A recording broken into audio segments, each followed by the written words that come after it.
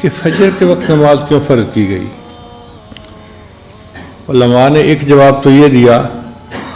کہ فجر کا وقت وہ وقت ہے جب جنت میں مومنوں کو اللہ کا دیدار حاصل ہوگا۔ تو اللہ نے فرمایا میرے بندو تم فجر کے وقت میں نماز پڑھو گے، اس کے بدلے میں تمہیں جنت میں اپنا دیدار عطا فرما دوں گا۔ اور بعض نے فرمایا کہ اللہ نے فرمایا میرے بندو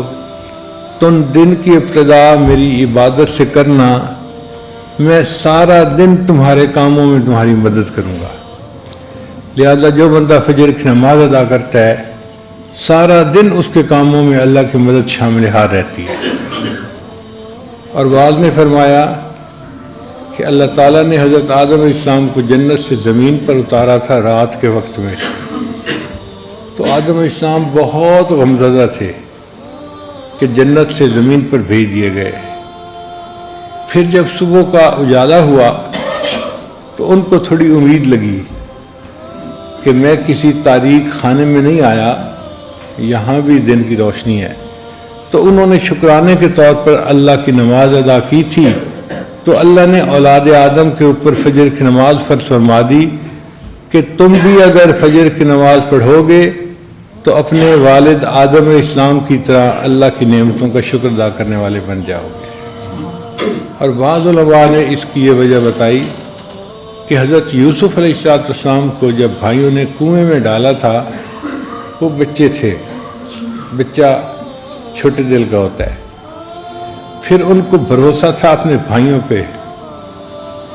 یہ میری حفاظت کریں گے، بھائیوں نے کنویں میں ڈال دیا۔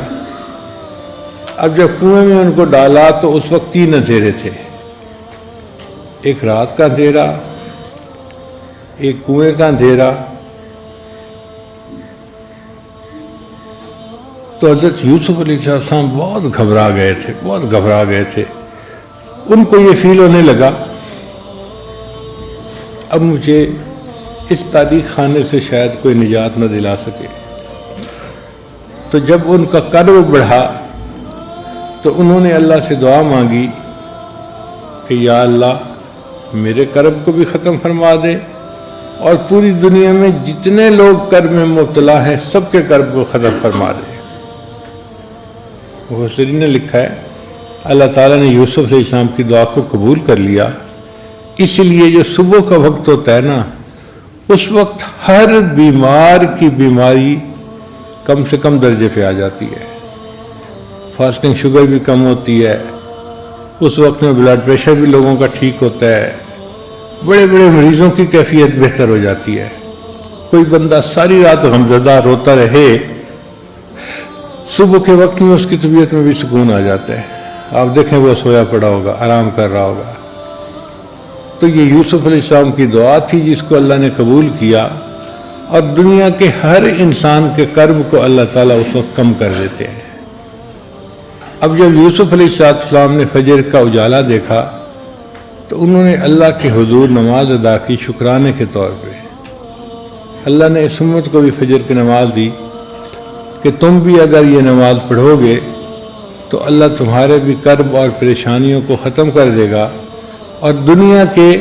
جس اندھے کنویں میں تم پھنسے دھسے ہوئے ہوگے نا تمہیں اللہ تعالیٰ اس سے نجات عطا فرما دے گا۔